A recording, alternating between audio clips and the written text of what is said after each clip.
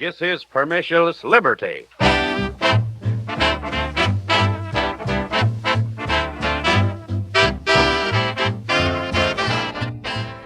Hello, everybody. My name is Adam Knott, and right next to me is Dan Sanchez.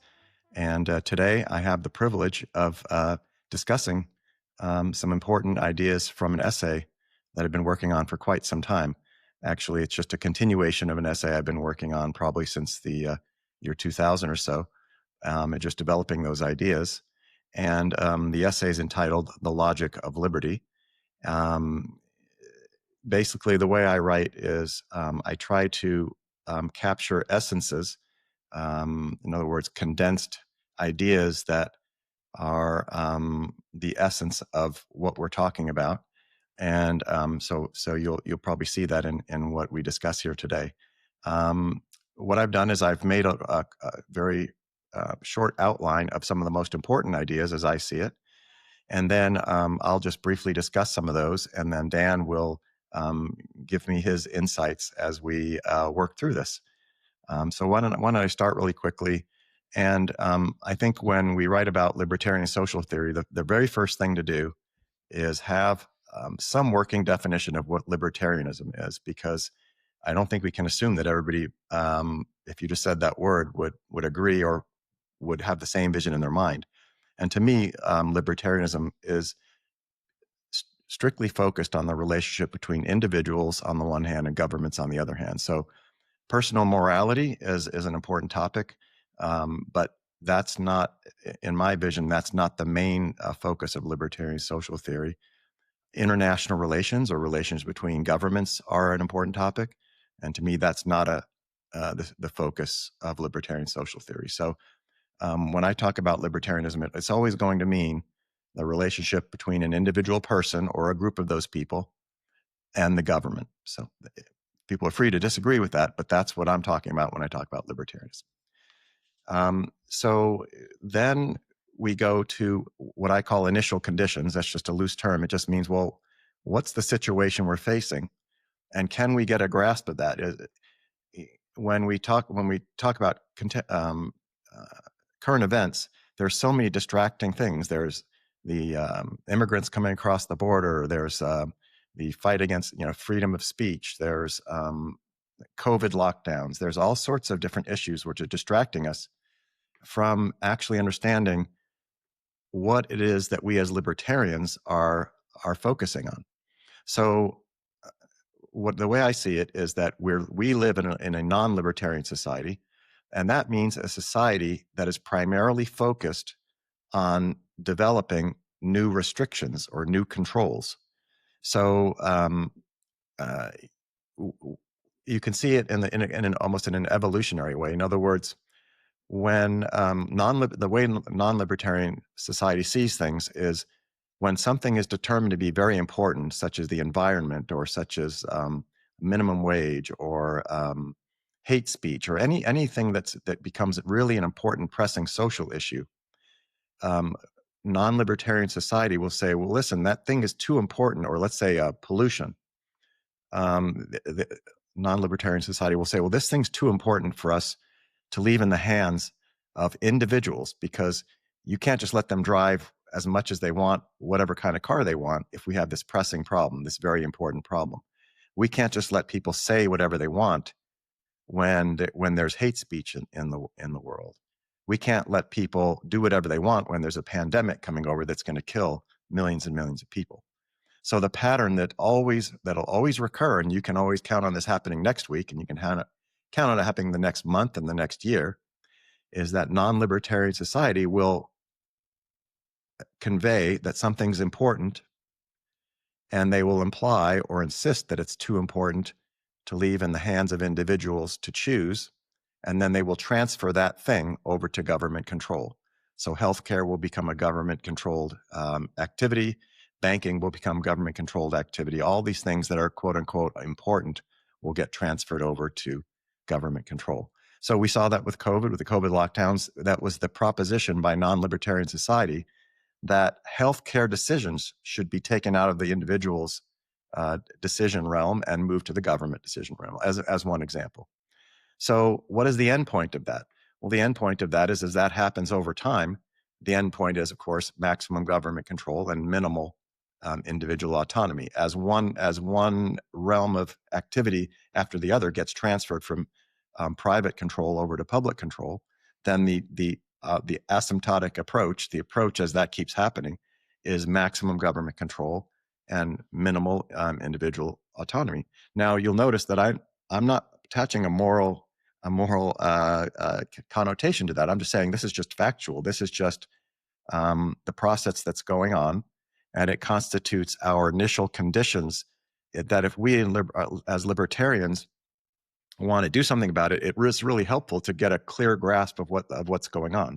So I describe it as a process in which social activities or objects that are important or deemed important are then transferred from private control to government control. That is non-libertarian society within which we live, and the challenge for us to address as this process is happening. Okay. So non-libertarian society and scholarship are primarily focused on expanding the restrictions and controls as opposed to expanding liberties. So that's really easy to see. If you read everything coming out of Harvard, out of the New York Times, out of all the major news networks, out of all the college think tanks, or not all their think tanks, but all of the college social science departments, the overriding focus is you won't see them trying to devise ways for us to have less controls or restrictions. That would be our job. You'll see them trying to justify further controls and further restrictions.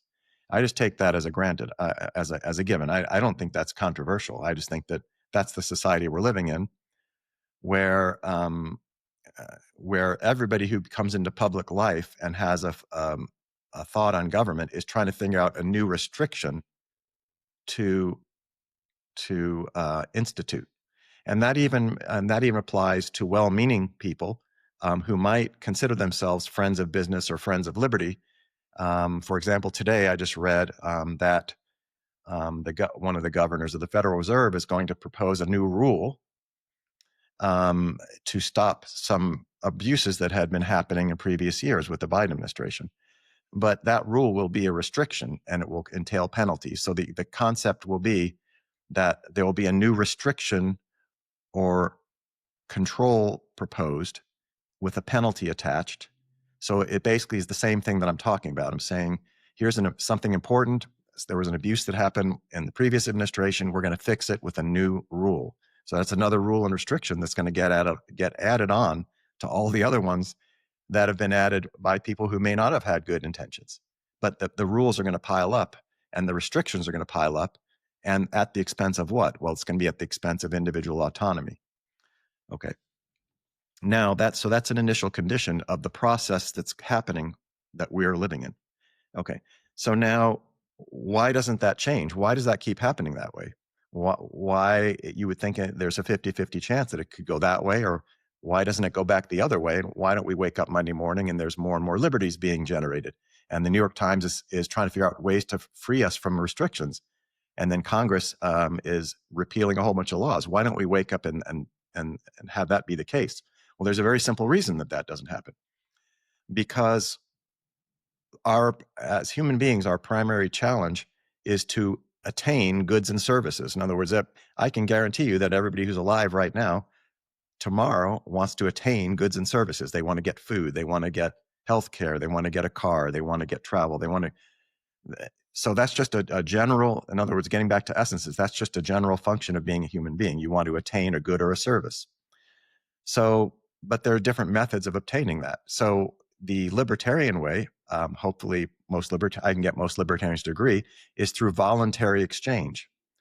So libertarianism is a philosophy that envisions a lessening of coercion and a expanding of voluntary trade, meaning everybody who's trading a good and service, a good or a service, giving one away and receiving another, is doing so voluntarily. So that's the libertarian theory, voluntary exchange, hopefully that we're known for. But there is another way to get goods and services, and that's through government action. So government action simply means the government will compel we as citizens to provide goods and services through taxing us or through regulating us. So they can either tax away our income and provide that to other people. The good, and of course, the income is worth goods and services to the people who receive it. Or they can regulate us and say, well, listen, Adam, you're in this business, so this is what you need to do. We're going to force you, if you want to step outside your door in the morning and go to business and go into work in your store, here's what you need to do also.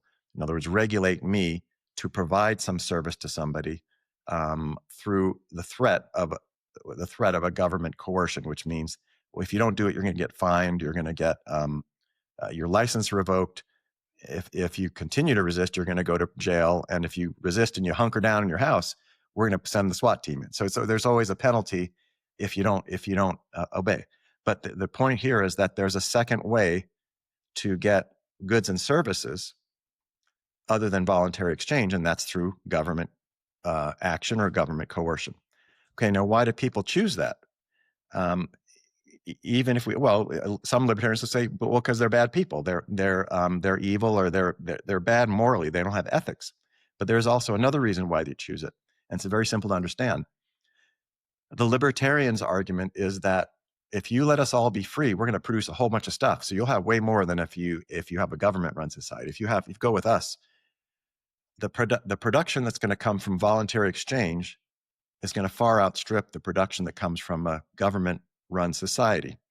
And great empirical evidence of that is communist China and communist Russia in the 1930s to the 1970s. They were poverty-stricken. Meanwhile, the United States, which allowed free exchange, was far wealthier than those societies. So we say to the society, go our way. It's going to be abundance of goods and services, and after all, that's what you want. But the non-libertarian says that might be true, what you're saying. There might be more goods and services produced, but what's my guarantee that I'm going to get some of those? What's my guarantee that out of this abundance, any one of those goods and services, a healthcare policy, a house, food, etc., are going to be allotted to me? And the libertarian, if he wants to be honest, is going to say, none of that's guaranteed. You're going to have to work for that. And when it's voluntary exchange, people may or may not provide those to you because everybody's working voluntarily. So that translates basically to meaning that in a libertarian society, properly conceived, where things are voluntary, the provision for any individual in the future of a specific good or service is uncertain. There's no certainty involved in that. It's totally up to them and the people that they're dealing with, whether they get a healthcare policy, whether they get the food that they want, whether they get to live in a good neighborhood or get a house or an apartment. It's uncertain. Of course, we believe as libertarians that they'll be able to because these things will be cheaper, but there's no guarantee. Now, if you go over to the government provision, the assertion and the promise of non-libertarian society is, well, listen, citizen, we think that in a government society we'll produce almost as much as a free society, which we libertarians believe is not true, but they'll make that point maybe insincerely. But here's what we can guarantee. If you look at the piles of goods and services that surround you now, that are existing right now, there's factories producing stuff now. There are doctors practicing medicine right now. There are grocery stores full of food right now. There are apartment buildings that exist right now. We promise you this. If you go our way, you'll get a certain allotment of that pool of existing goods now. So it's a higher degree of certainty because if you vote us in, we have the power of coercion, and we can make sure you get an allotment of those goods and services. So the reason every Monday that we wake up, there's more restrictions and more controls is due to the fact that our fellow citizens are making pretty simple calculation. There's a famous saying, a proverb that says, a bird in the hand is worth two in the bush. Now, if we think about that for a second, it's saying they're equal. It's saying, what's the worth of two birds in the bush? One in the hand is about the same because one is certain, but it's less. The two in the bush is more. You get twice as much, but it's not certain because you may not obtain them. So the non-libertarian is making that same, they're making that calculation. They're saying, heck, a bird in the hand is worth more than two in the bush, because I'm fearful that as libertarian voluntary economic development happens, I'm fearful that I'm going to get an injury and have my back broken, and I'm going to be in this voluntary system, and I'm not going to necessarily get any guarantee that I'll be taken care of. So they're making the calculation that a bird in the hand is worth more than two in the bush. And it's on the face of it, you can see that when the proverb expresses something, it states an equality that either way is plausible, because one is more risk and more reward, one is less risk and less reward. So you have a choice, and our non-libertarian fellow citizens choose less risk and less reward. And that's why education potentially could be ineffective, because this could be what we could be facing is a value decision based on the personality of the person involved. People who are fearful in general are concerned with their fears and satisfying their fears, whereas people who are less fearful are more like risk takers. So is the question which we need to ask as libertarians is this an education issue, or is this a value issue where essentially it comes down to who the person is, their whole upbringing, their makeup temperamentally, and just their makeup in total, everything that comes to make a person either brave and fearless, or more timid and more fearful.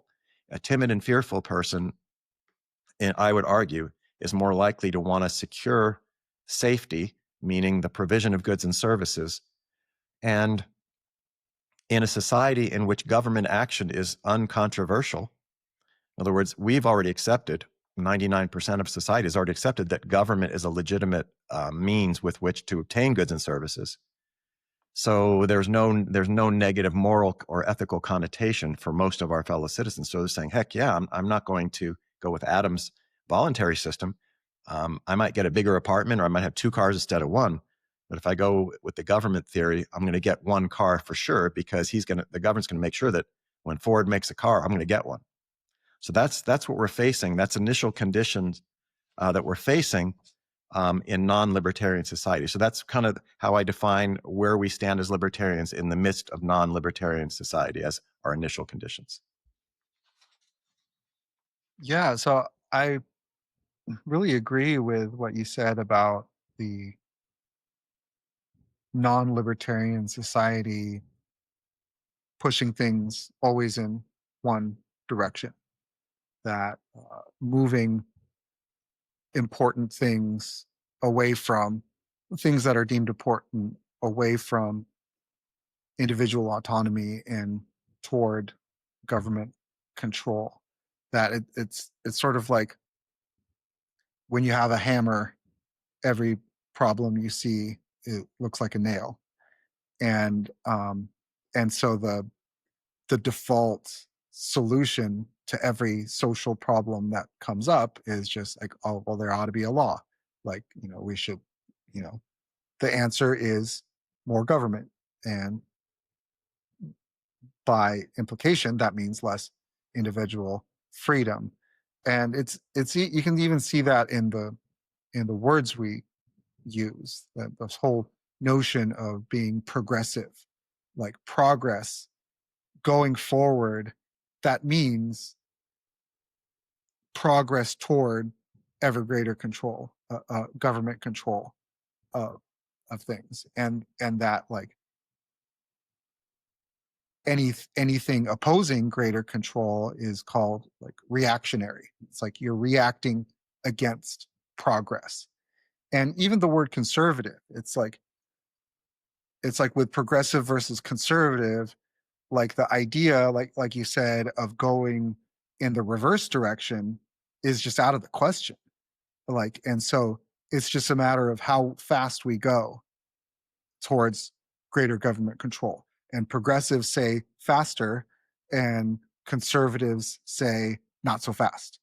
But they still, it's sort of like still assuming that, well, that's the direction, but but we need to conserve some things, and let other things progress.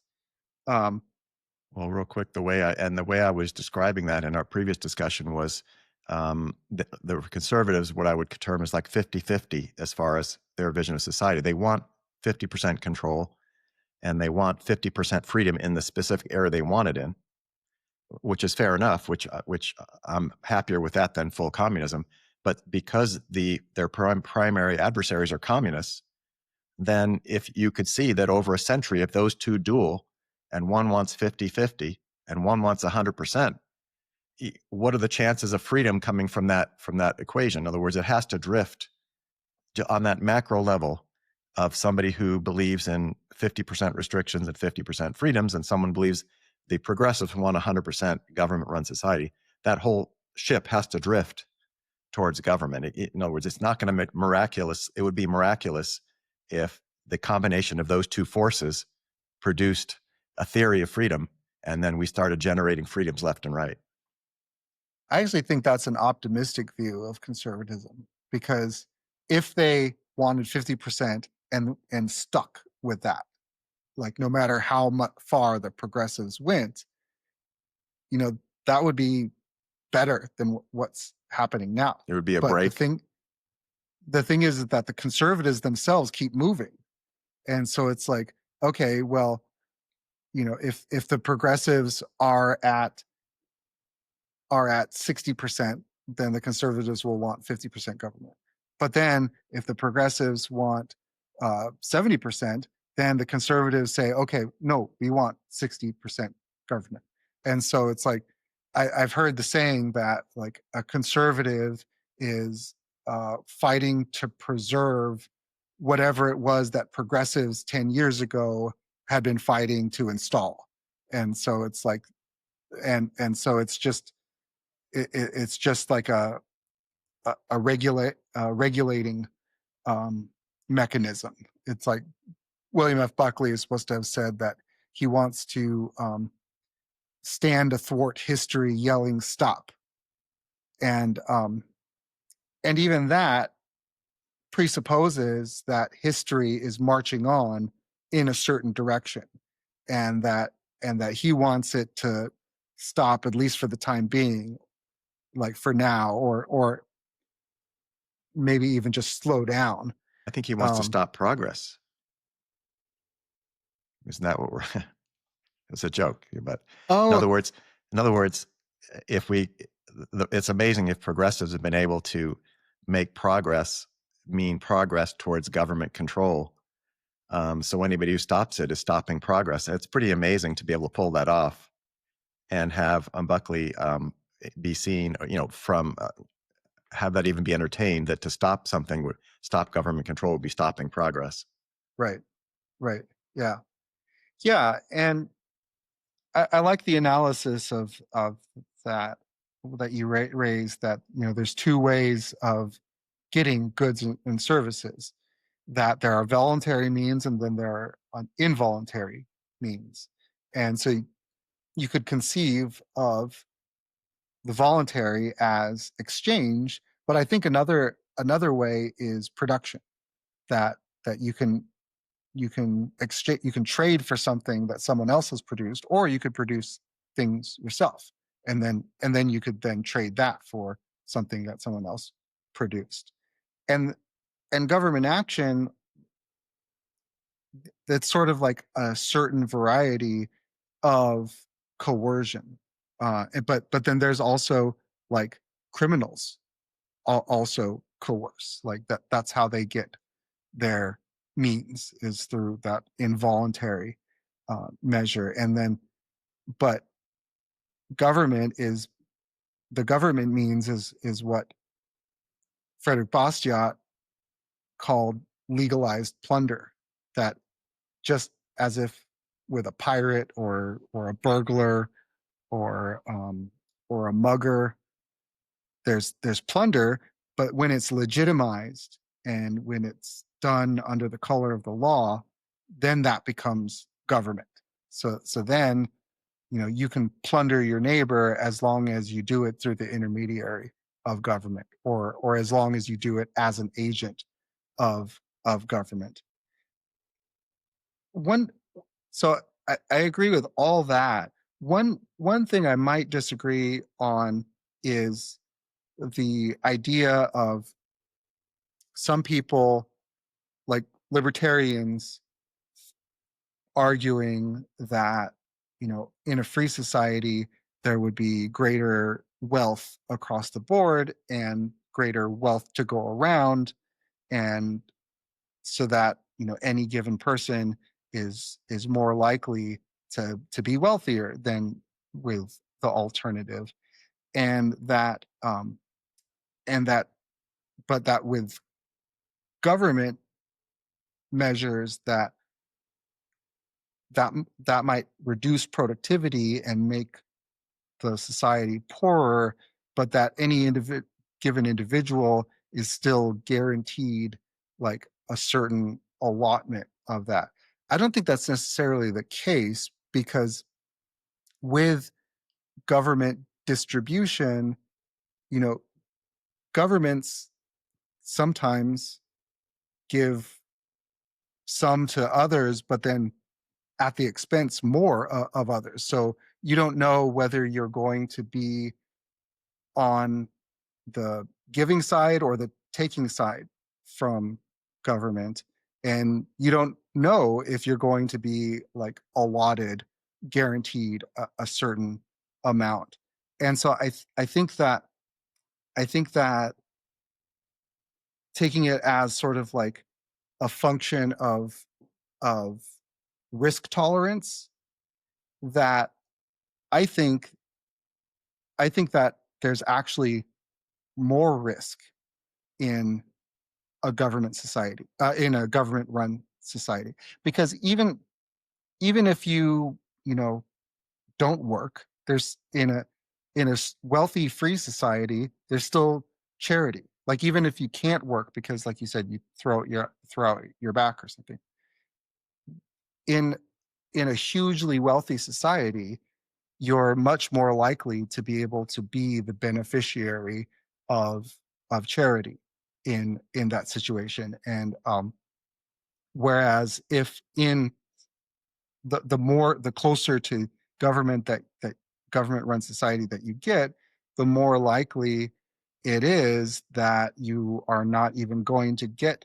that kind of allotment. And so I don't I don't think it is necessary. I mean, I think you're right to an extent about people who are more timid, that they tend to be, in favor of like big daddy government. Like Thomas Jefferson had a quote to this regard, that the strong-hearted people tend towards being freedom-loving people, and the timid people tend to be, um, big government-loving people.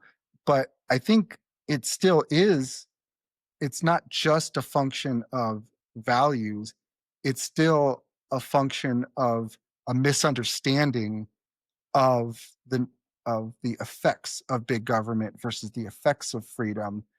Because if they really understood, they would realize that it's actually more risky, like way more risky, to go down the big government route. And so in that regard, I think education would actually address that, because they would help them understand those risks.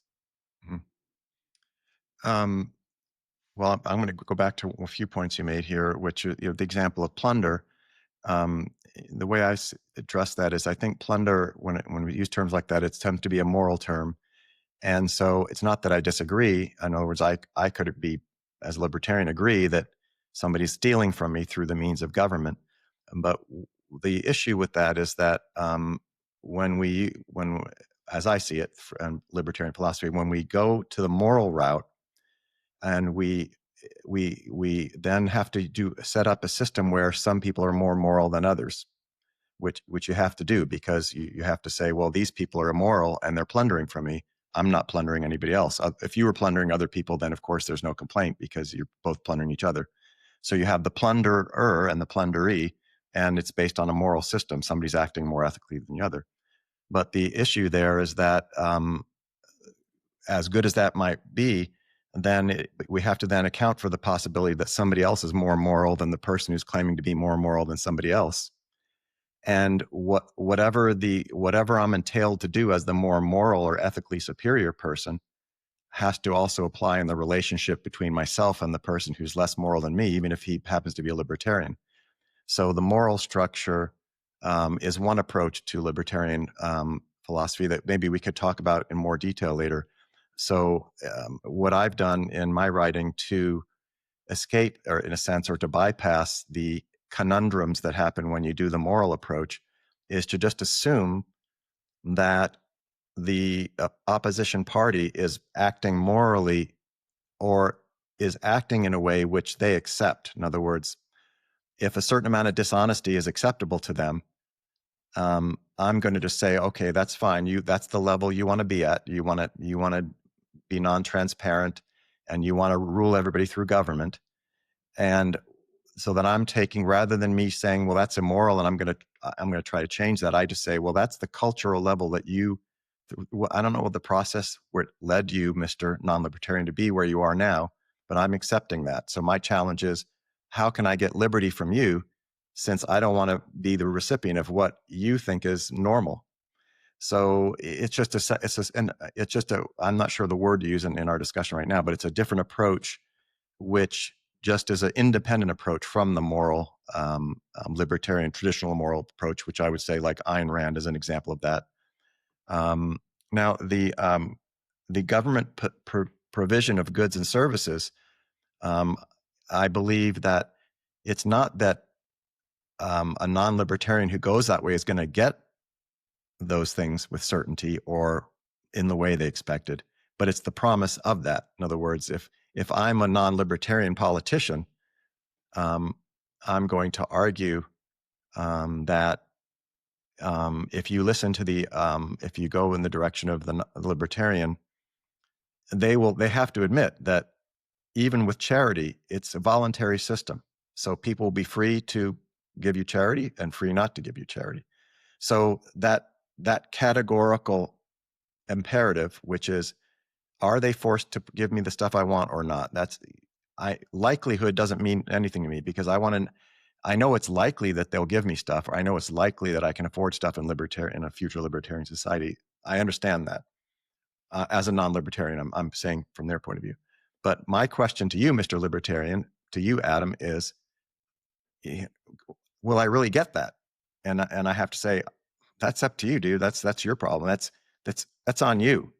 And that person may say, you know what, that's fine if that was my only option, but I have another option, and here it is over here.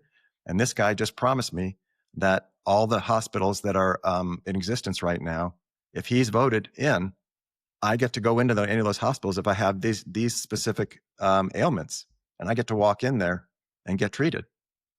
So, of course, the libertarian moral theory could say, yes, but that's immoral because you're plundering other people, doctors, the hospital, and the taxpayers at large. But again, I don't want to go too deeply into this, but there's also a way of seeing it where, well, the whole world agrees with government appropriation of goods and services. So they're, in a sense, correct in the morality of the day, even though by our standards, they're not non-libertarians. But in other words, they're the moral ones. In other words, they're doing what everybody else is doing. This is the level of society, level of intelligence, level of culture in the year 2025. We as libertarians think we're superior morally and ethically because we refuse to plunder other people. We refuse to force them to give us stuff. But that's not how our neighbors see it. They plainly see it that there's nothing wrong with getting goods and services through government means. So, not to say that I don't think there's anything wrong with that, but what I'm trying to do is, well, how can I solve that, given that that's how they're going to do it tomorrow, and likely to do so in the future. I wanted to address the last thing you said, but I forgot what it was. But I don't know if you want to repeat it, or I can just go on to the next section if you want. The last thing was about the misunderstood riskiness. Oh, yeah. Yeah. Yeah, e- well, I agree that if the non-libertarian who's convinced to go the government services route n- doesn't take into consideration also other things that entails aside from the lower standard of living. Let's just assume that he does get what he wants, which is free health care, free education for his child, gets these goods and services with certainty. The government says we're going to provide these because we have the power of the government power to get those things from society at large and give them to you. When somebody decides to go that route and support that method of obtaining goods and services through the government, there's subsidiary problems that come up besides the fact that you're going to have less goods and services in society to draw from. So society will get poorer. And that's not the only consideration. There's going to be corruption. There's going to be dishonesty happening, deception. I mean, when communism was raging in the Soviet Union, the famous saying was, or one of the famous sayings was, we pretend to work and they pretend to pay us. What that was saying was that we hardly work at all because we're just going to get the money regardless. And they were saying, well, we know you're not working and we don't have any money to give you, so we're going to give you worthless pieces of paper. So I agree with that. But what the question is, what makes people keep supporting it?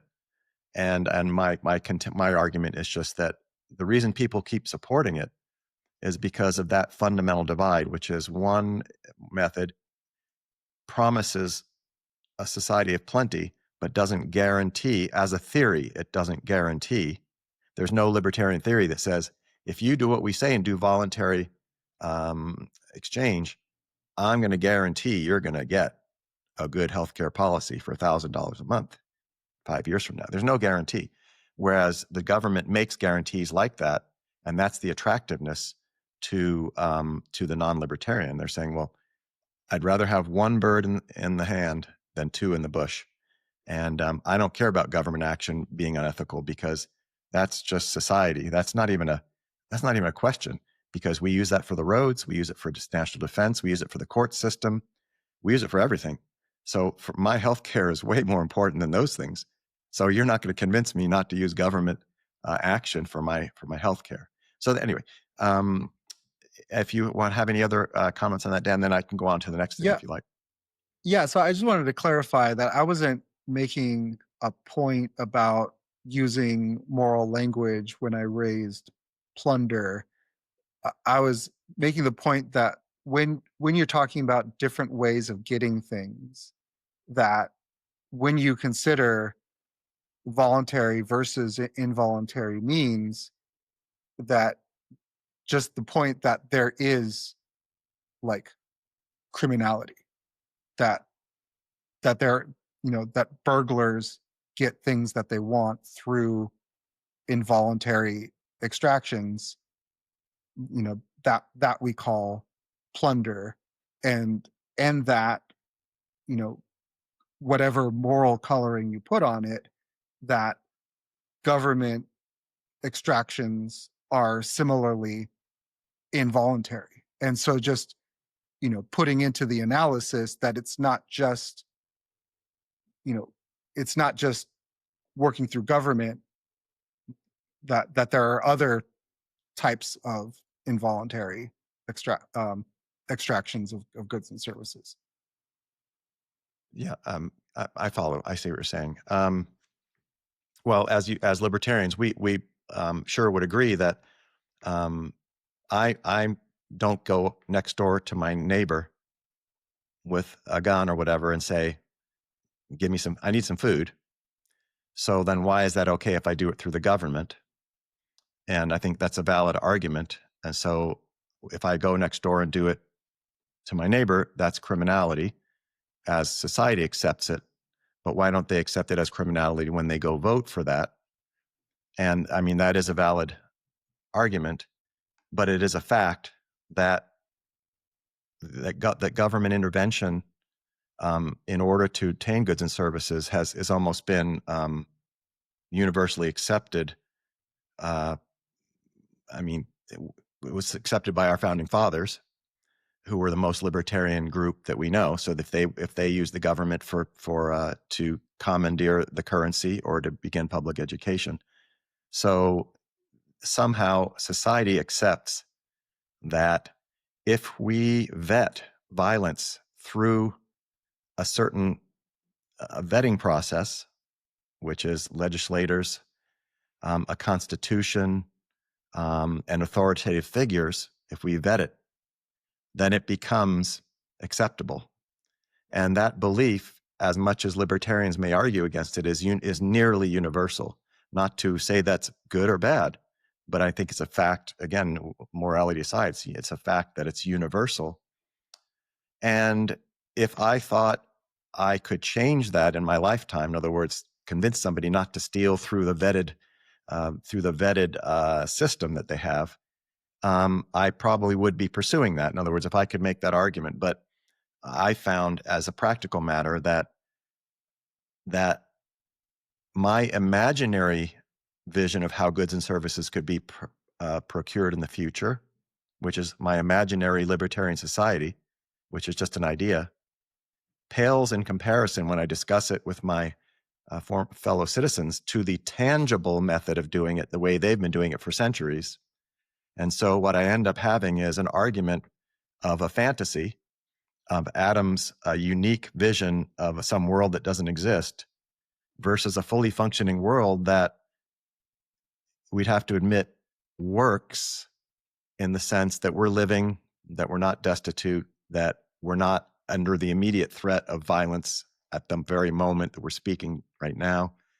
So they have a point, and that Adam, yours is, and that ties back into why I think it's so important. It's a segue into why I think it's so important that libertarianism come up with a way so that it's not a fantasy any longer. So it's not just my envisioned society. But if you're okay with that, I'll leave that there, and then I'll go on because I think that will lead to kind of where we're going. Having introduced this idea that were I to try to convince my non-libertarian friends to become libertarians, I'll be working with just a concept of a society that could be, and they're going to be working with an empirical reality of the way it is, and the way it is supports their system as much as I don't like it. So that's part of what I try to address in my essay. And with that, I'll go on. So the initial conditions that I said before, which appear are, okay, what is non-libertarian society? What are we dealing with here? Dealing with this system where things become important and then are taken out of private control. And then we have the people making decisions that I don't want to do it through the voluntary means because I don't trust you that I'm going to get stuff. So I'm going to go the other way with this other team. So it just keeps going that direction. But what are the initial conditions with us? In other words, what is the libertarian team? Where are we in this whole mix?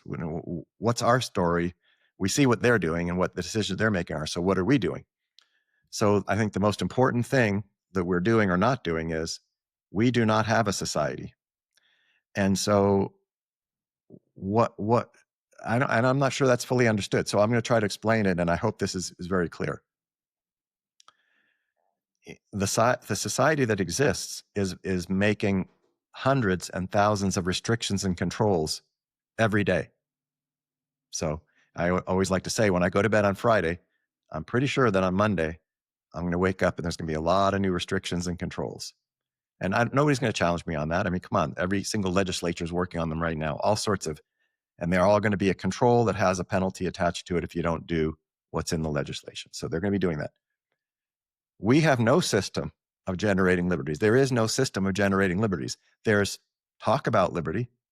There's optimism about liberty. There's thinking about liberty. There's writing about liberty. There's no generation of liberties. So when I go to bed on Friday night, there's no hundreds or thousands of liberties that are going to be produced because there's no system producing. There's no systematic way of producing them. We libertarians have not found a way to do that. So that's when I say there's no libertarian society, that's what I mean. In other words, the mayor of New York City and the mayor of Seattle are may introduce draconian regulations, in the next 6 months, and they may get them passed, they may not, but they have a system to get those things going. So New York has a effective tax rate of 65% or whatever. So does California, and Seattle and Washington State, where I used to live, is introducing new capital gains taxes and all sorts of new taxes, and overruling their own constitution in order to enact those taxes. So the point is, libertarians have nothing that's analogous. So my argument to society will be, to the libertarians out there, will be that the first problem, the initial conditions that we have to solve, is that as we sit here, we don't have a society. We just have scholarship. That's number one. Number two, libertarian society is 100% feasible. It's not like it wouldn't actually take much to get that. We just don't have it, and we haven't done it, but it's totally feasible. The reason is, as I write about and as we discussed last time, non-libertarian society has a whole bunch of different legal structures where they allow certain individuals to do things that other people aren't allowed to do. So they're really good at that, actually. So I use the example of, they're trite examples, but a policeman can arrest you in ways that a private citizen can't do. So he has the liberty to handcuff you. He has the liberty to put you in his patrol car and to restrain you for a given amount of time. Well, the rest of us don't have those liberties. I don't have the liberty to whip out my handcuffs, and when I see a crime being committed or what I consider to be a crime, or even like have a reasonable suspicion, there's a whole bunch of things I can't do.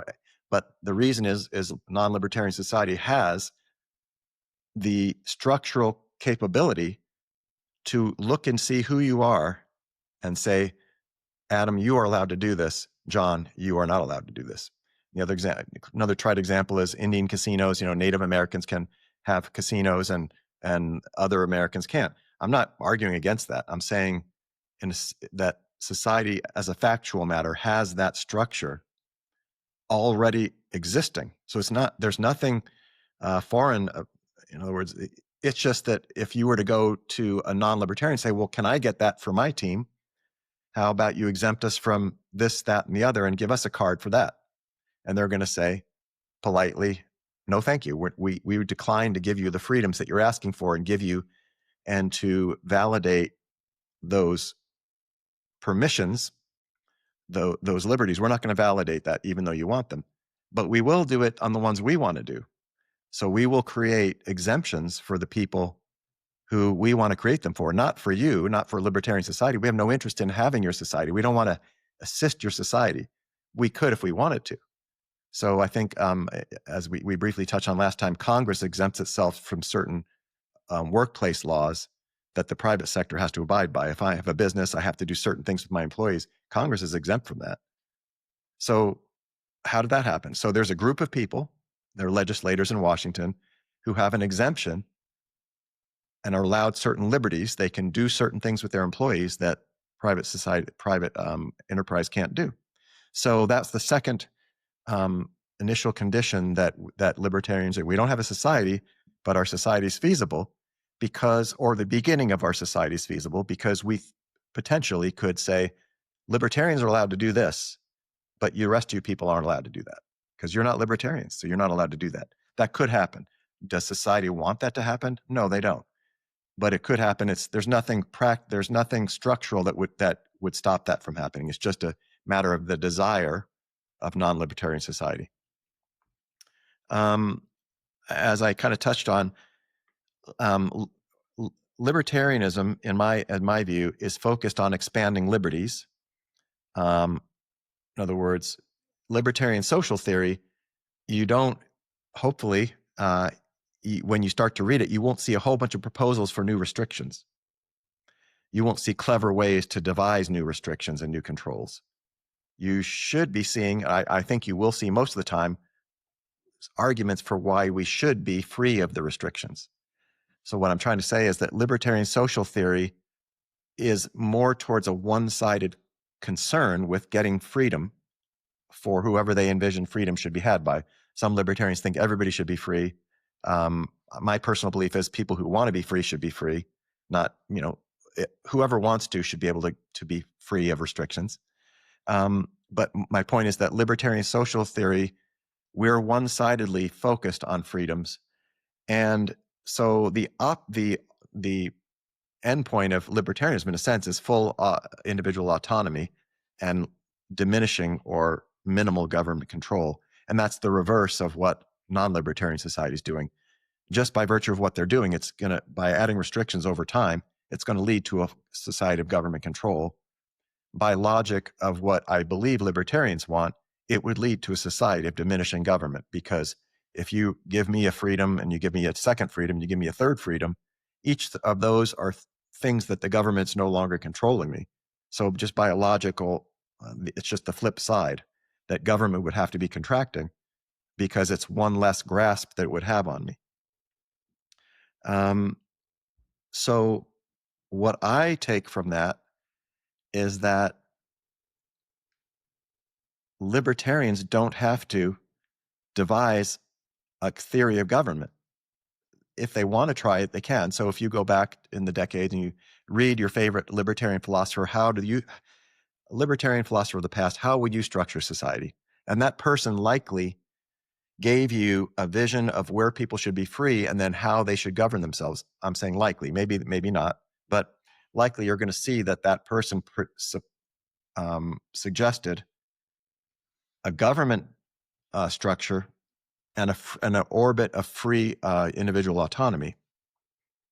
What I'm proposing is that because the system of controls is already in place, which is a theory developed by people whose concern is control. In other words, as I said before, Harvard, New York Times, they're not proposing new freedoms, they're proposing new restrictions. In my writing, I'm not proposing new restrictions, I'm only proposing new freedoms. So you theoretically could formalize that in your thought and give up on the idea of coming up with a system of control to complement your libertarian voluntary system, and leave the control to people who are super excited about that and very interested in that, and say, I will let go of trying to come up with my own system to regulate people that's supposedly a libertarian one, and focus on the freedom part of trying to get free. So then if you thought of something like that, what you'd have basically is you'd have, let's say, 20% of the people trying to work on ways to get free. You'd have 20% of people who are radical government proponents trying to get a full government society. And you'd have our people in the middle who they're centrist. They want to have 50% government and 50% freedom. So what I'm suggesting is that libertarians let non-libertarian society be the system of controls, and absolving us of the mental gymnastics of trying to figure out a libertarian system of control, which could be, I could argue, is an oxymoron, and just focus on generating freedoms while non-libertarian society generates controls. Now that's controversial, I bet, and I'm sure it's super. Anybody listening could come up with a whole bunch of counter arguments, which I'm happy to address at some point in the future. But the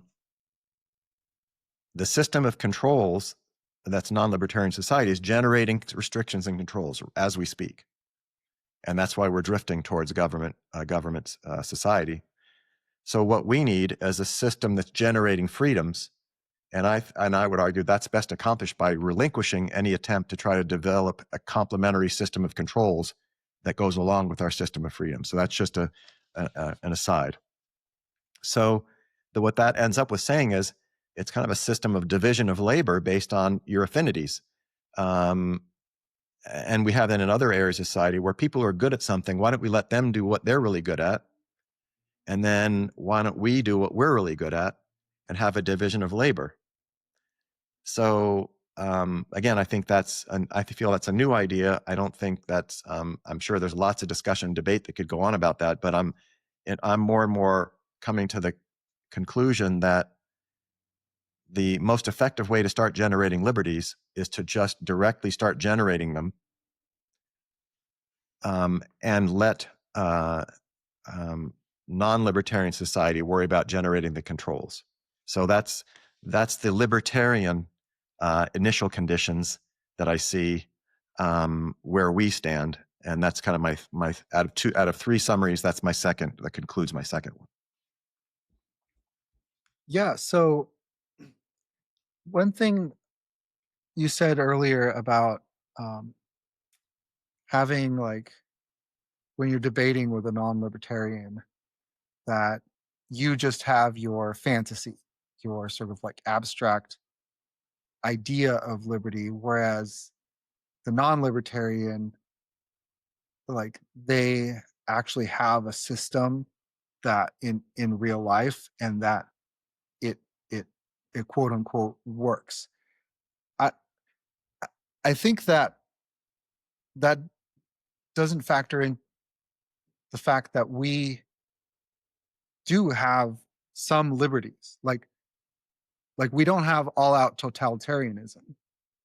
Like it's not to say that, I mean, we have a mixed society. Like we have a mixed economy, and and we have elements of where we are able to be free to exercise our rights, or and that there are some controls. There are some government controls, and so like to say that like, oh well, I only have the fantasy of liberty because we don't have complete liberty. I think that's selling ourselves short, because not only do we have the theory, but we have history in which the correct theory is playing itself out, in which voluntary exchanges are happening all the time, and people are vastly benefiting as a result. And like everything that big government has sort of seized, well, not everything, but at least a lot of them, we have examples in the past, pre big government seizure, where freedom was working in that domain. So it's not just a fantasy. Like we can point to the society right now and point out, like Leonard Reed does in I Pencil, like all the hidden ways in which free exchange is creating like miracles in society.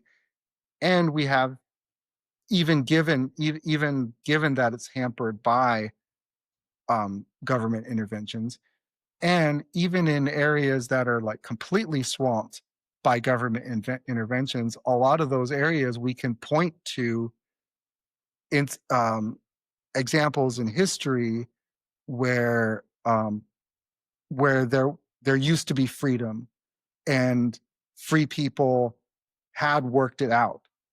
And so I don't think it's correct to think that we liberty people, we only have these hypothetical notions, and that government people like have like experience on their side. What do you think of that? Um, I understand what you're saying. In other words, the tangible reality right now is we have freedom. So, we get to talk right now and nobody's stopping us. So, um, I get to buy whatever car I want, and kind of can go into whatever business I want. I mean, so yes, I agree. I think my point is that if we think about the founding fathers and the society they set up, I'm going to term that a libertarian society. So it was the Watchman government, limited government, very extremely limited by today's standards. And that, so as the decades go on, government's growing and growing and growing and growing, so that by the time, let's say by 1950, people who are sensitive to that growth and don't agree with it are starting to make arguments. Seeing how the trend is going, they're starting to make arguments about a different structure of society that would diverge from the trend line. So my point is that those arguments, and any argument that I make that's not backed up on the ground, in other words, any argument I make about a future libertarian society, is an argument about a envisioned libertarian society that diverges from what's actually going to occur, and then it diverges from the processes that are actually occurring. So the processes that are actually occurring is a process of restriction making. and control making. And you and I agree where that's going.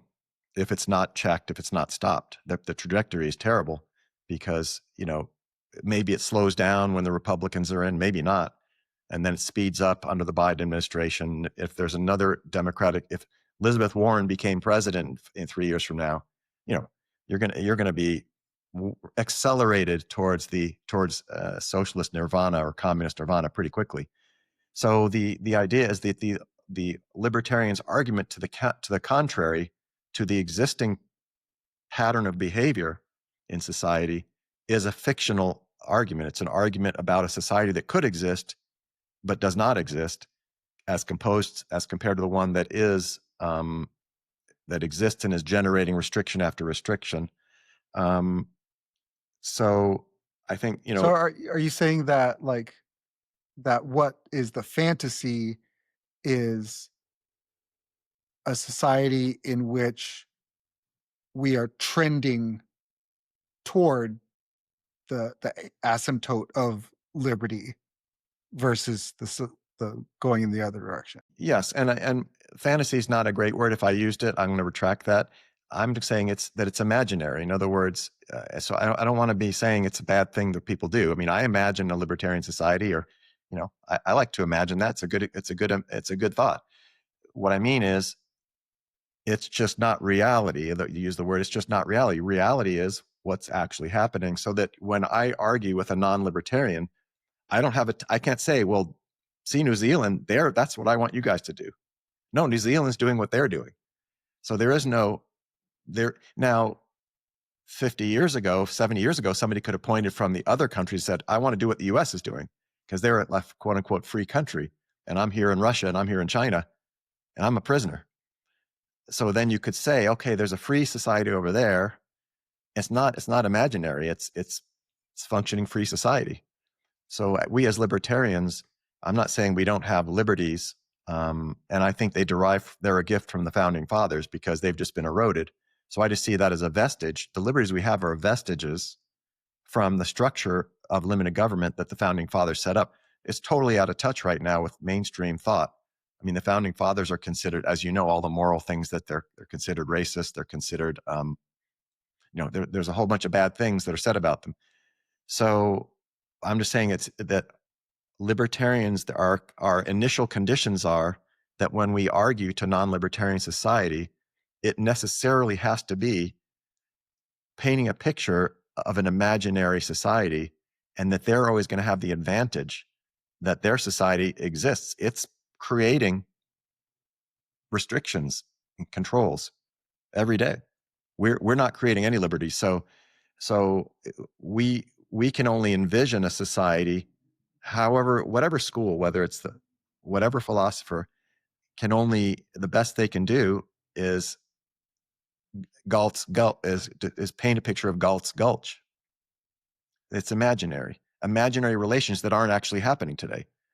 In other words, I don't get to voluntarily decide on the terms of hiring somebody in my business. It's just not happening. I have to abide by the terms that the government sets on me under threat of penalty.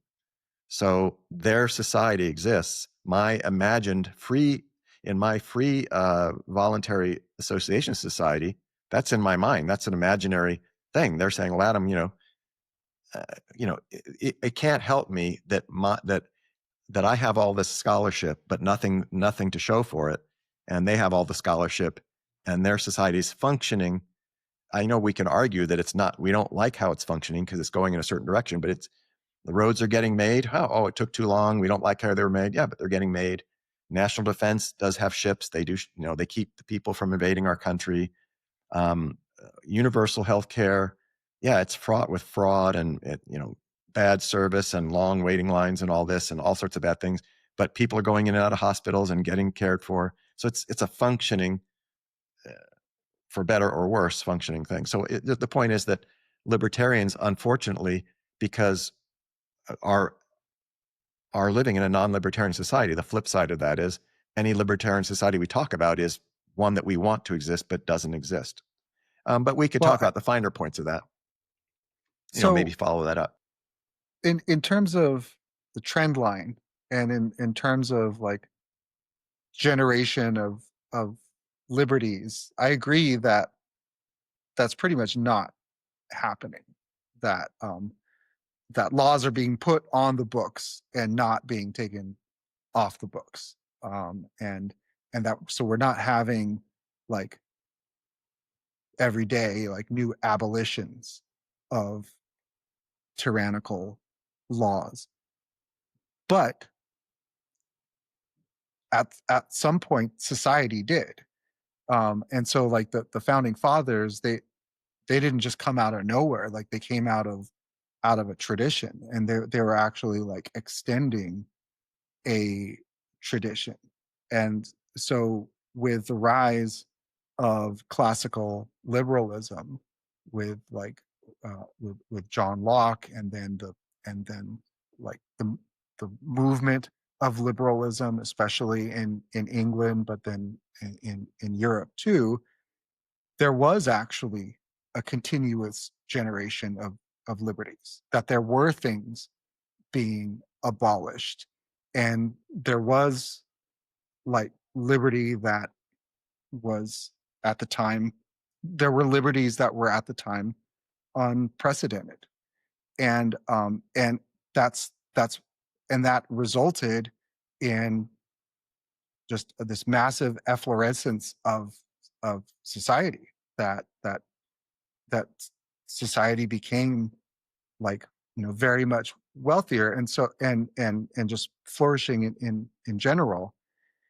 And so I think that like I still think it's selling ourselves short to think that we have nothing in reality to point to, that we have nothing empirical to point to, that we only have just these theories in our head, because those theories have been put into practice and they've worked.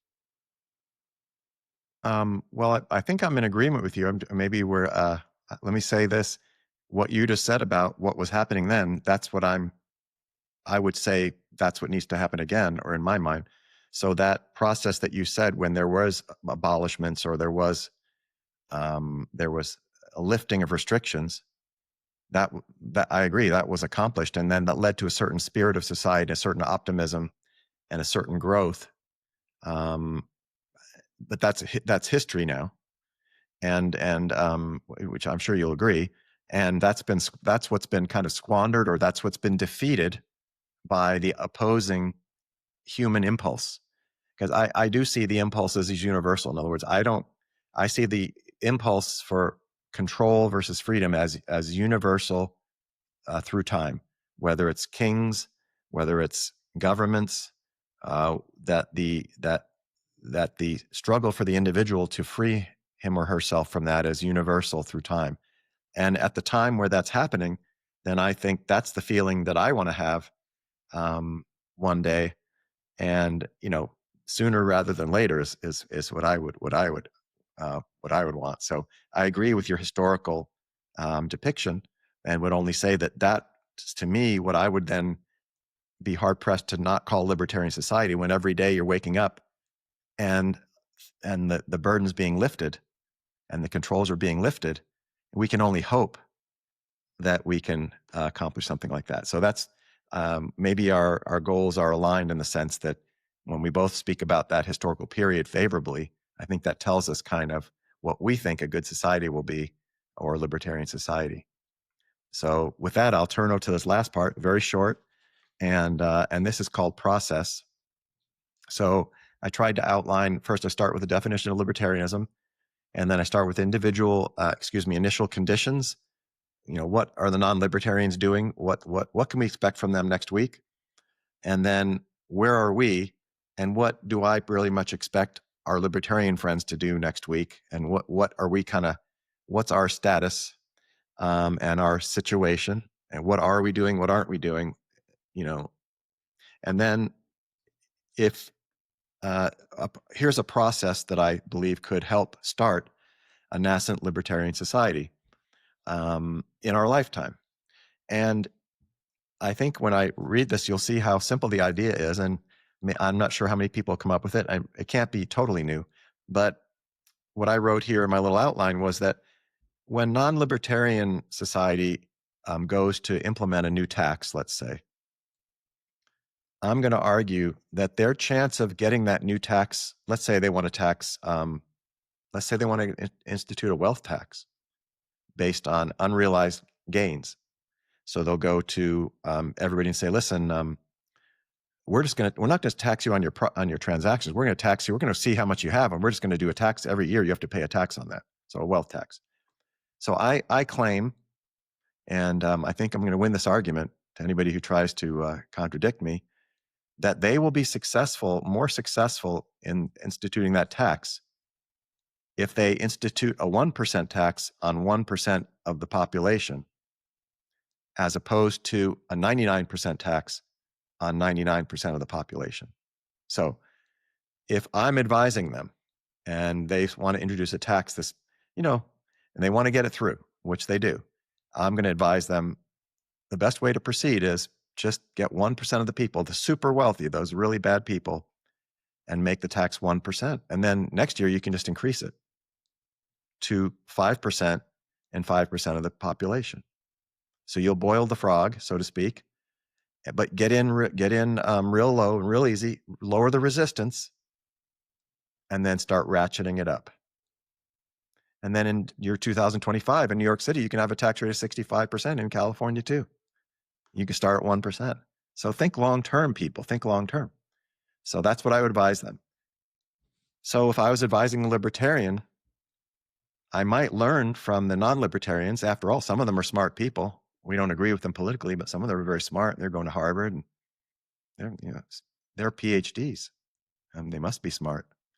So if I was advising a libertarian, I might say, well, listen, why don't you first institute one freedom between two people? Just start there. Just say, well, Dan, I think we should restrict the minimum, lift the minimum wage between us. Will you agree with me on that?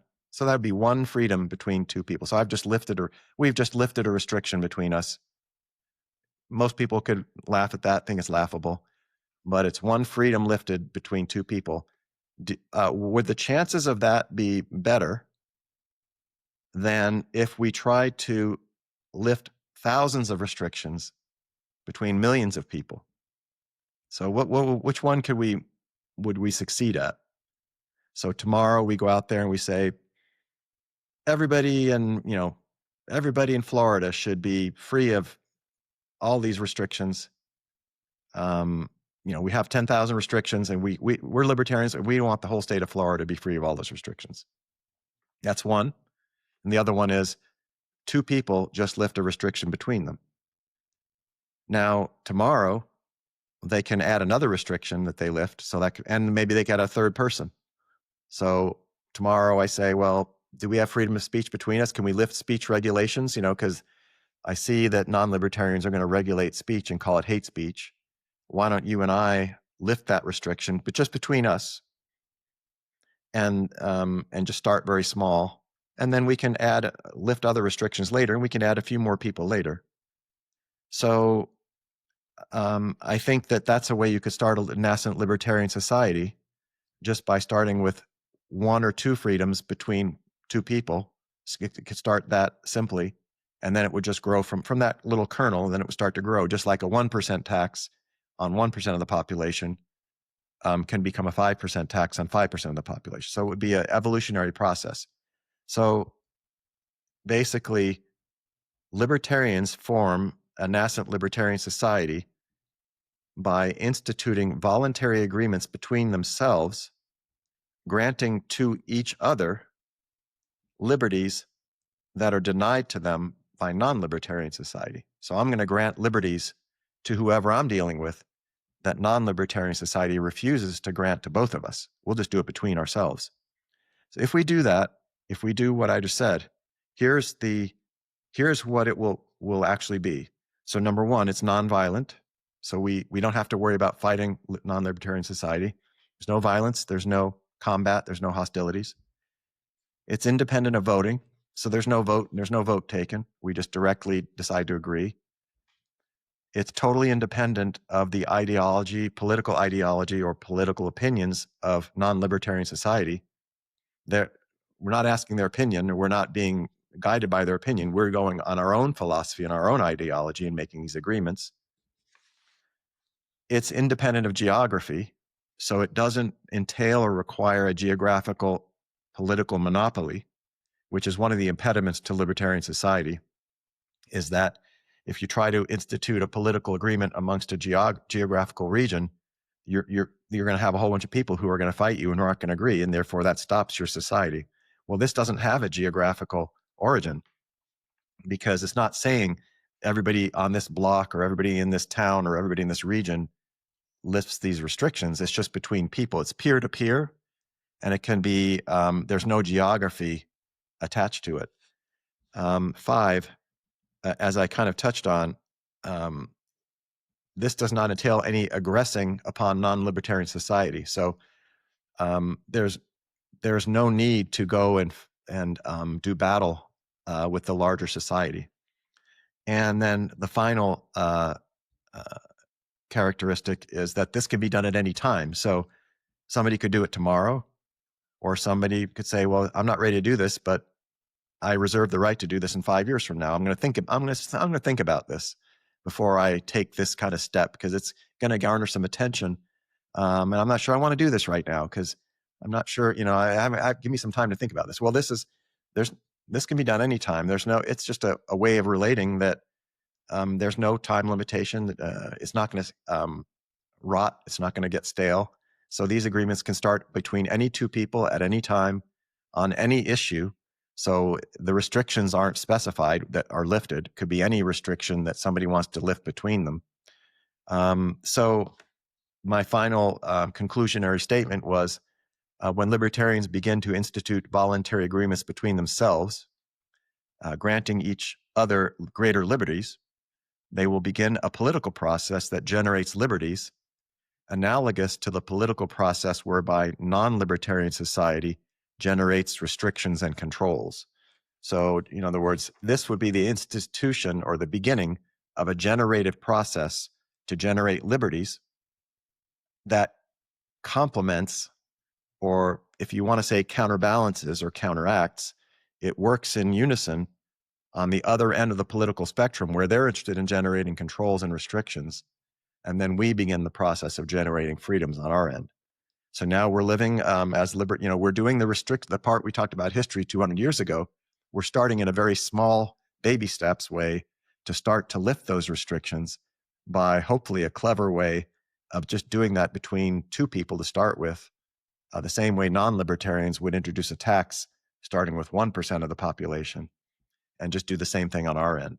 So that's the third part, that's process, that comes after the different initial conditions. So I've always been a big fan of civil disobedience as a way of peacefully securing liberties. Is what you're talking about a variety of civil disobedience? Yes. And it's not intended to be it's intended to be transparent. The way I see it, it's a discussion that I think libertarians need to have and society needs to have. And it would be a good reason to have a discussion. But yes, I would term it that. And it's not the kind of civil disobedience where the objective is to get imprisoned to make a statement. Like, it's not like, No, and it's also, the difference I would say is that it's not even intended to change non-libertarian society. In other words, the changes they make to their society, it's not my society. I'm not being asked to. I'm being handed a system of voting and being told, you can have 1/350 millionth of a say in the direction of this ship. And if it goes and it doesn't go your way, too bad. So it's not my system. The reason I wouldn't maybe use the term civil disobedience is not because I think it's a bad thing. It's because I don't have personally the objective of changing non-libertarian society. I have the objective of obtaining liberty for myself and others who care to be free. Right. So And you're not making a political statement in I'm order making a to political demonstration. right. But you're not making a political statement for the sake of activism to change laws on the books of No, non-libertarian society. no, Right. because I accept intellectually that the society that exists today has its cultural validity for them, not for me, but for the adherents to it. So all the grandmothers, like I said previously, who get Social Security checks, and all of my neighbors who are on pensions that are government pensions, and friends, and all the people who depend on that system and who believe in it, that this is the society that they have been able to come up with. This is, quote unquote, the best they can do. So if I feel that I somehow have some better idea, then I will go do that idea to the best of my ability, the best I can do. And you, non-libertarian society, will do the best you can do. But I'm not going to tell you to change your society or your religion or your convictions about nationalism or your convictions about socialism. I'm going to respect them, not because I think they're equal to my philosophy. I'm going to respect them as your serious convictions. You really believe in this. You really believe that the government getting goods and services from your fellow citizens by making a legislation with a penalty if they don't hand them over, it's the best you have come up with. You can't do better. You're not trained to do better. You're not a libertarian. You haven't even taken interest in figuring out how to do it without doing that. So So this is more along the lines of civil disobedience to of evasion to evade um, government controls and to to go under the radar so that you can keep having these liberties and to not draw a crackdown and because they're baby steps that that they would be sustainable because they wouldn't draw a crackdown. no, I don't think that. Definitely don't want to fly under the radar because I think that I want to have the argument with libertarians specifically, but with mainstream society or non-libertarians if they want to have an argument or a debate about why we can only have a system of restriction generation and not have a restriction of freedom generation or liberty generation. So I want to have that argument. So I don't want to fly under the radar because I'd like to have a discussion and be transparent and state my case. As we talked, remember last week we talked about the Declaration of Independence, how virtuous and how honorable it was that they were honestly and sincerely writing down their case to a discerning public who may want to consider their case, knowing that it was risky and so forth. So I don't want to I want to walk as a proud, free person, or even partially free, on the same human basis as people who are generating restrictions. Why, why, why should I be walking through the world with any less pride or happiness or Okay, so is your mechanism of the government not cracking down, not that they don't know about it, but that it would be too much trouble because it's such a small in, infraction. It would be too much trouble to crack down on it. Well, I guess first, the first thing to agree is that I don't know what other people are going to do, and I can't control it. So I'm going to give up. I don't know what surprises clever people who are addicted to force might have in store. And people who challenge people who are clever and have force find out that's not very pleasant. So that's just history. And then we've seen that happen in the last 4 or 5 years too.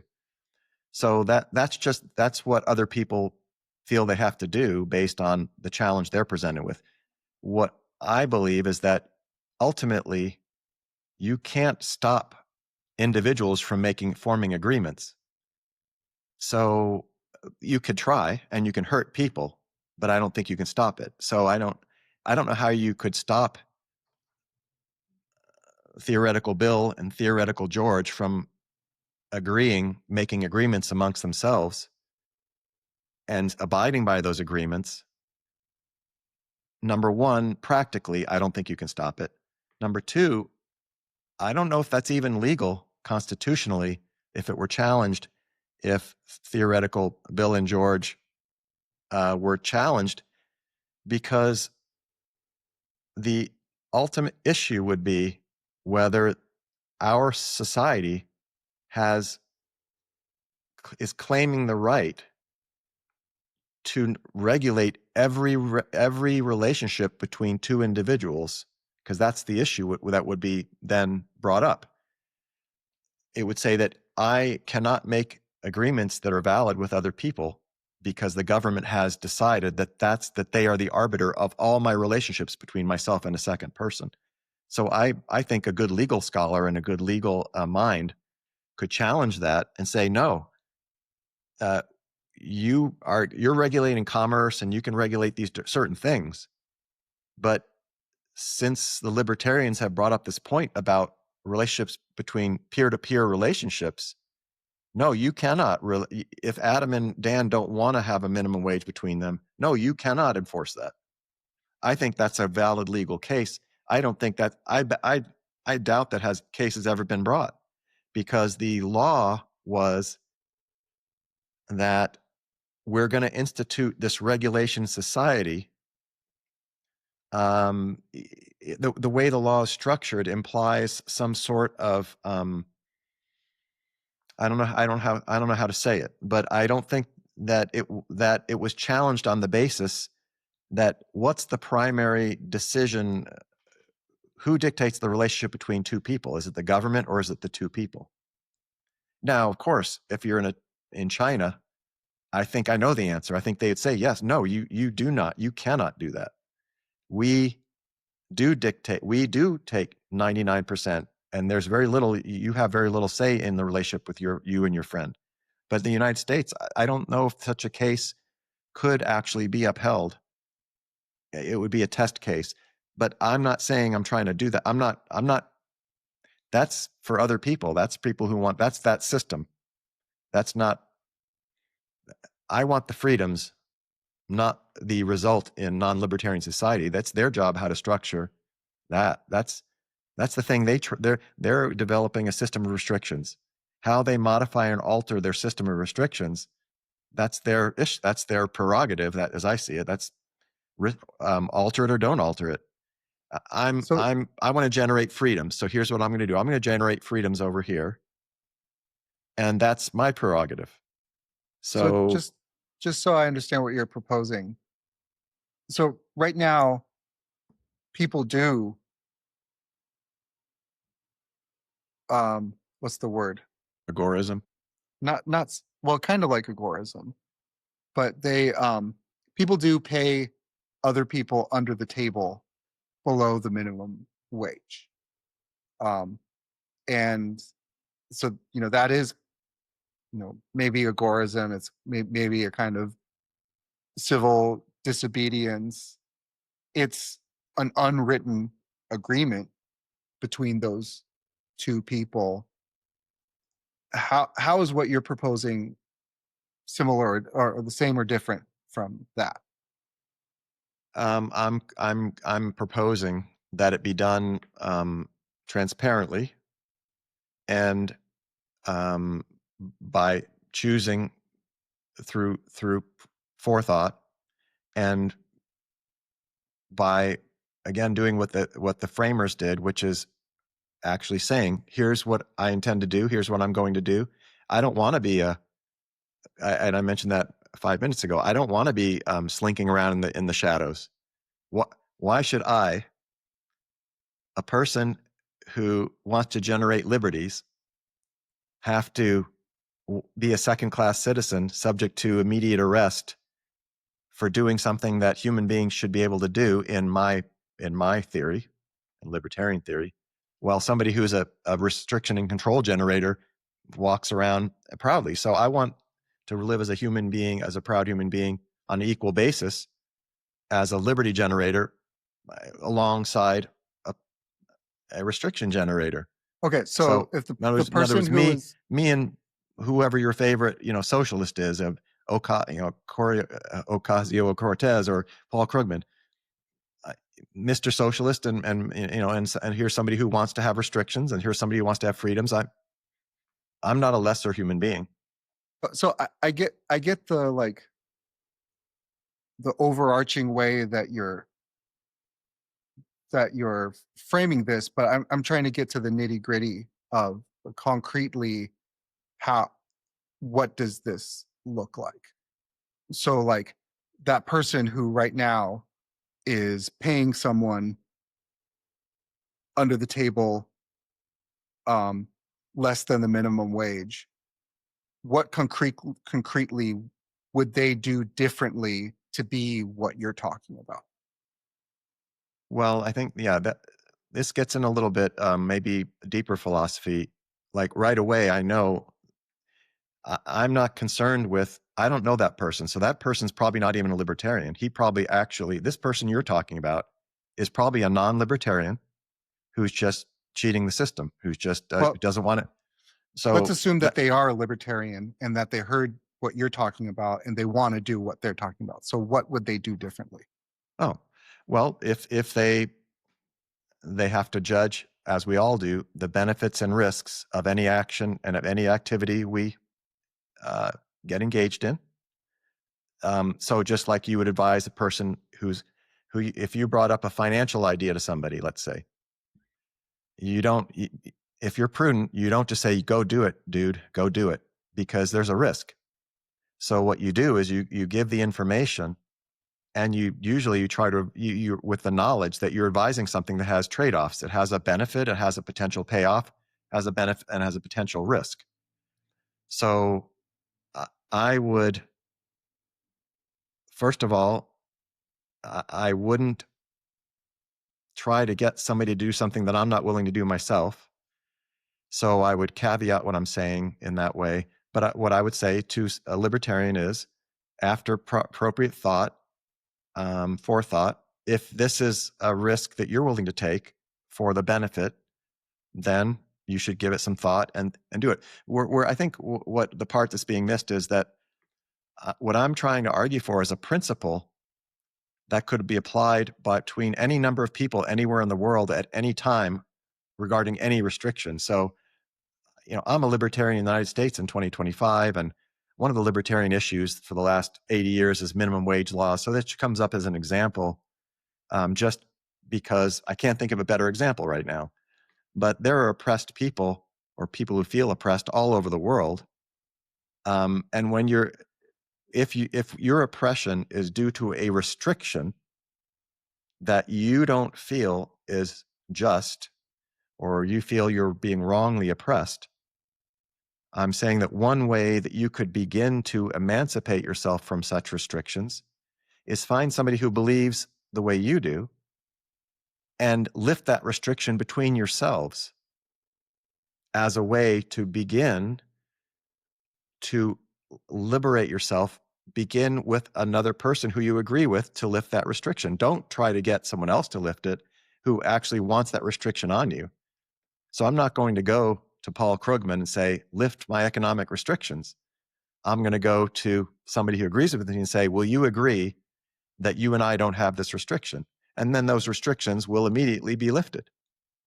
And what I lose is I'm going to give up the ability, the attempt to try to enforce that on non-libertarian society. I'm going to give that up willingly.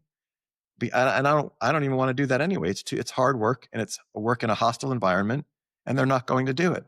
It's been demonstrated. It's an empirical fact that it's not even going to work. So what I'm going to do is I'm going to go over here, and I'm going to find a libertarian or a like-minded person, and we're going to start the 1% liberty restriction between us. And then I'm going to demonstrate that, so that if there's 50 million people in the world who feel they're being oppressed through a restriction that could be lifted between them and another person that they agree with, then that would be the way to start on a very small basis, to start to lift those restrictions, to start with somebody that you agree with. Let the people who are trying to restrict you do it. They're doing it already. What do you have to lose? They're planning to restrict you tomorrow. They're not going to let go. They're not going to stop. We've tried to argue with them on that. So accept it. And now I'm going to stop trying to force them to let me be free. And I'm going to turn over here to somebody who is willing to let me be free and start very small. And I'm just going to take one restriction and start small. And now I hope that other people will see me do that and do something similar with somebody that they agree with. On what issue, I have no idea. What people, I have no idea. Where they are, I have no idea. I have no idea what people could implement that principle on what issue. I don't know. If somebody's being restricted somewhere and they feel it's unfair, they could just turn to someone who they agree with and lift the restriction between them. Now it's lifted. So then you could add a third person. Now it's lifted 3 people. Then you could add another restriction. Now it's 2 restrictions among 3 people. Well, that's a society right there. I'm sorry. I know that I could win that argument. I know it's a society, because you can't have a society as only 10 people or 20 people. A society is a group of people who start to form some sort of agreement. So that's why they have the society of, dragon kings or whatever. It doesn't, and the society of dragon kings doesn't have to be 40,000 people. It could be 3 people. It could be 10 people. This is a society of handmaidens, or whatever it is. So we're a society of libertarians, and we start small. But there's no shame in that, because the non-libertarians, if they're going to implement a new restriction, they're going to start small to get it through too. They're just going to regulate the people that are easy to regulate on a small basis, and then they're going to expand it. So I'm going to turn and I'm going to start a liberty with somebody on a very small basis and go from there. And so we're going to now generate liberties while they continue to generate restrictions. I'm not going to interfere with that, except to the extent that I'm able to extricate myself from that. But I'm not going to take hostile action, or go, I'm not even going to argue with them. It's just, life's too short. I mean, it's very stressful. So I'm going to take them at their word. Hey, Adam, this is the society. This is how we roll. This is what we do. We're smarter than you. We know more than you. We know that this is the best way to go. And I'm going to say, fine. Maybe you're right. Maybe what'll happen is I'm going to start generating freedoms and realize that I'm going down the wrong road, and come back and say, what about those restrictions? I've changed my mind. I want to help you guys. I want to generate some restrictions with you guys. I want to pile them up. I want to keep going without end. So, and that's a possibility. It's a technical possibility that I could change my mind. But the way I see it now, I think that the impulse for liberty, or for people to try to avoid being controlled, I think it's universal. And I think some people just have that feeling that they don't want to be controlled by other people. They want to be on an equal footing. So an equal footing means I should get to control you as much as you get to control me, if we're going to have control. But if it's one way, I mean, that's obviously, not fair on the face of it. And also, that doesn't take into consideration that I'm actually not interested in control. I mean, I don't find it enjoyable to control people. I'm sure that everybody in their personality is, quote unquote, controlling in some way. I'm sure I'm controlling in the sense that my personality is overbearing and, in that way, yes, we all can be controlling. But when I say libertarianism, again, it's getting back to, we're specifically talking not about my morality or the flaws in my personality. We're talking about the relationship between government and the individual. So keeping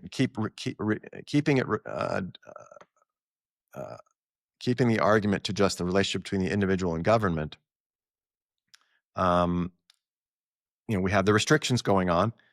And anyway, I've explained that we need to generate the freedom. So I'm just trying to explain one way that we could do that and begin. And then we'd have something. Now you'd have actually, that would be concrete. That would be a concrete libertarian society. It would be very small, but I don't know how it wouldn't stay small very long, because if people are willing to move to New Hampshire or the Free State Project or whatever and expend all that energy and still be subsumed within non-libertarian society, seems like they might be interested in doing something, a different project that doesn't have the same expense, but starts to generate liberties that are on the other side of the restrictions that are being generated.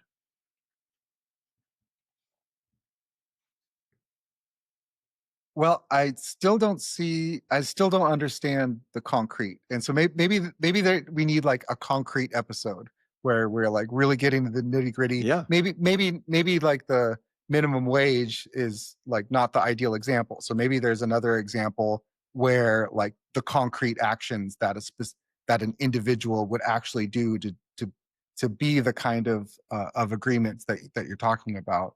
It would make it easier to see. But I definitely like the aspect of I definitely like the civil disobedience aspect. I definitely like the non-geographically delineated aspect, because that's another thing that has precedent in history, that there were, different kinds of laws, like in Europe, where like even if you traveled to another country, you were still bound. You were still bound by the law of sort of like the society that you were part of.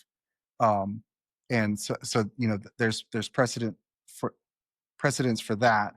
And and I like the point that you made about the wealth tax, and how like if you if you start small and gradually work your way up, in general, that is just a better strategy. So there's a lot that I like, but I would like to understand the concrete and the nitty gritty better.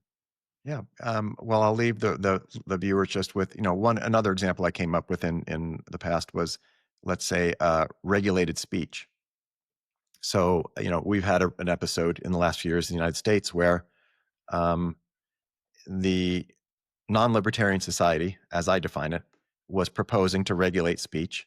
One of the great statements that I think the vice president said was, we have all these people talking to millions of people with no oversight, and was expressing consternation, not totally oblivious of our history and that the sacred rights that we have, totally seeing them as an obstacle. We have all these people talking not unregulated. So now that was just the concrete proposition was, well, let's regulate social media platforms. But you could see where they would actually like to go, which is just if they could regulate speech altogether, which is actually in England, they're doing that. So if you and I right now are in England and we say something outside of what's regulated in speech, we can be arrested tonight.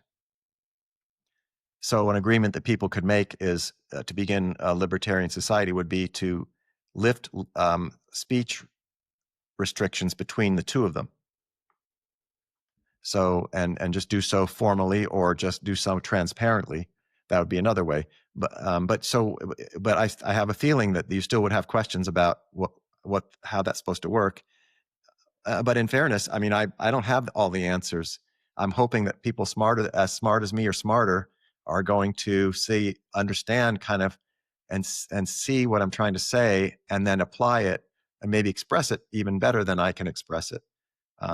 So, hopefully in a future episode of Permissionless Liberty, we can talk and get into the weeds about how this could work. Not the next episode, but maybe one in a future one. And You're here. I definitely would look forward to that, and we can flesh it out. Me too.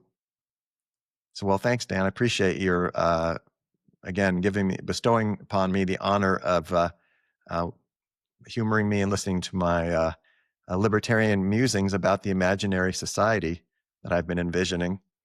Well, And and I appreciate the honor of being one of the few people to get to read the essay, because even though there are parts that I don't understand, that like the analysis was really good. I think that there's just a lot of insights in there, and I'm eh, eager to learn more.